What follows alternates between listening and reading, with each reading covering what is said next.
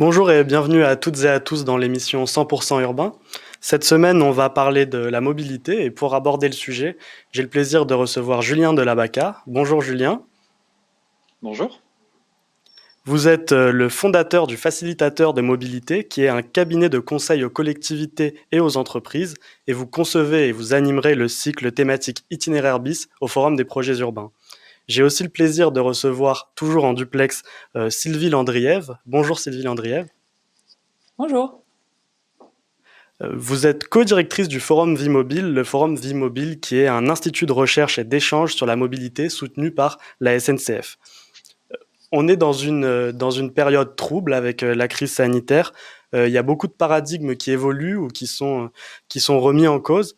Est-ce que Julien Delabaca, la mobilité est bouleversée par cette crise sanitaire?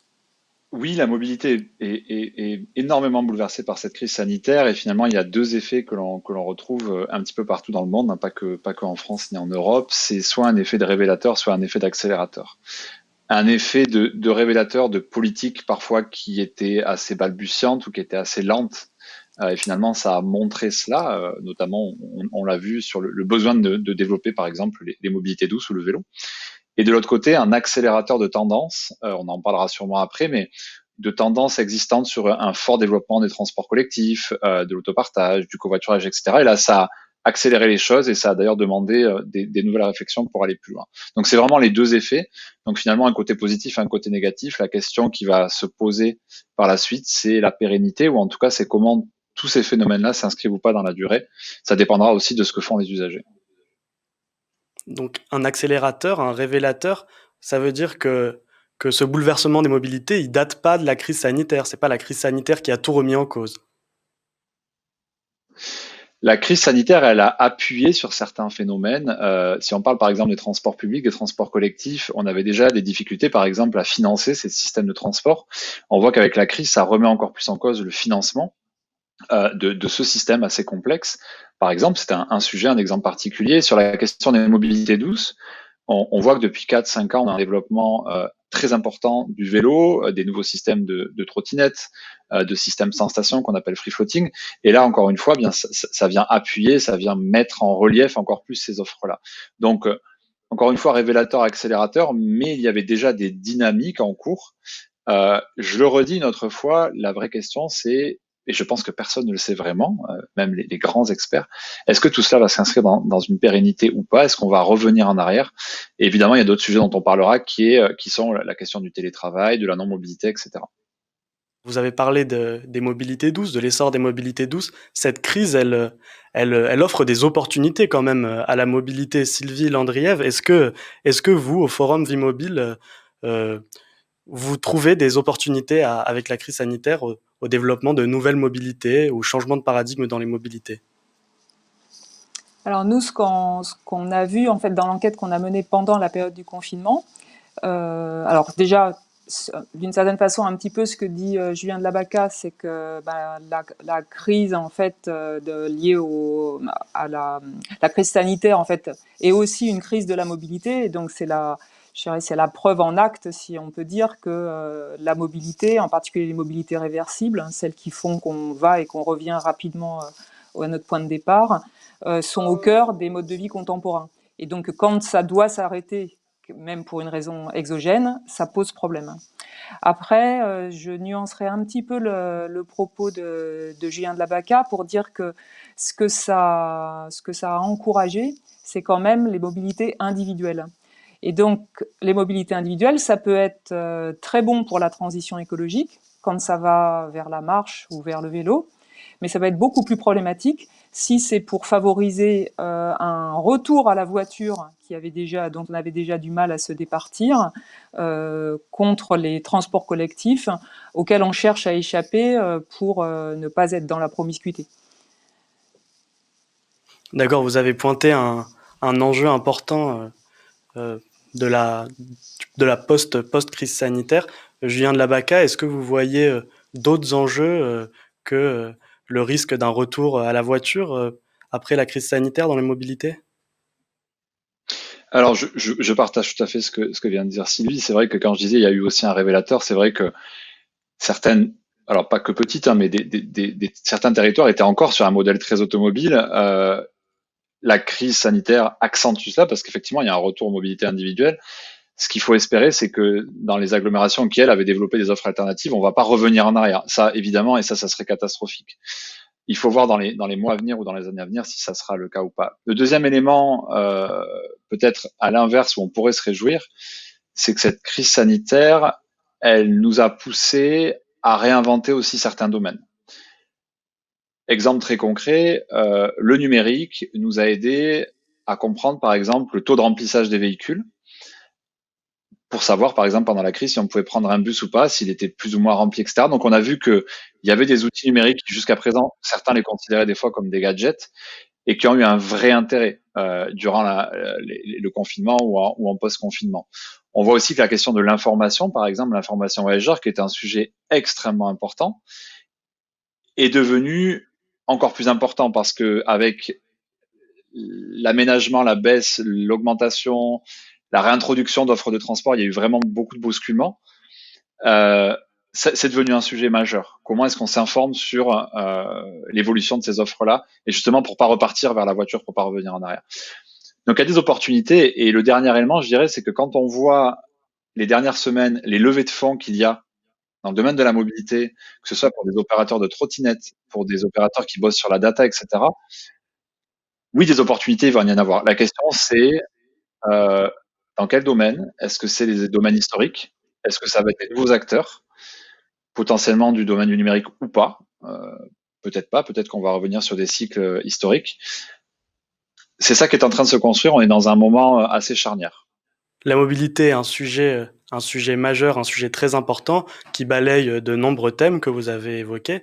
Mais Julien de Labaca, j'aimerais vous poser cette question. Qu'est-ce que la mobilité aujourd'hui? Moi, ça fait 10 ans que je travaille dedans, je suis pas sûr de pouvoir vous répondre, et je pense que bien malin serait celle ou celui qui pourrait y répondre.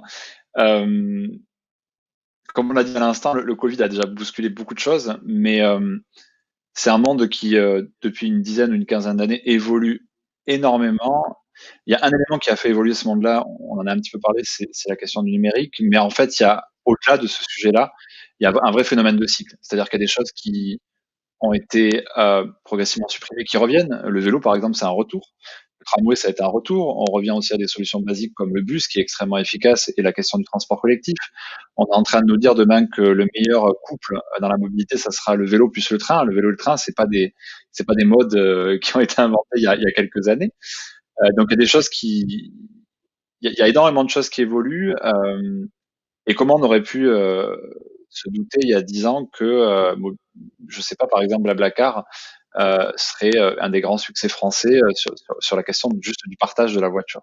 Donc, qu'est-ce que la mobilité? Je sais assez peu ce que c'est. Je pense que c'est en même temps un phénomène social, en même temps quelque chose qui interroge énormément les usages, et c'est surtout un besoin du quotidien.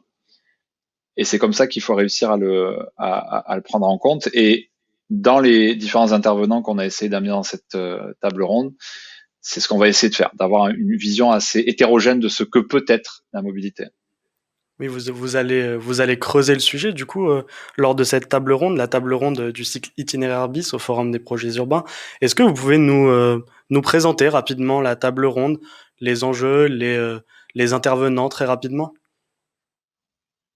Sur cette première table ronde, effectivement, on a essayé de faire venir un panel extrêmement divers, hétérogène, d'actrices et d'acteurs de la mobilité.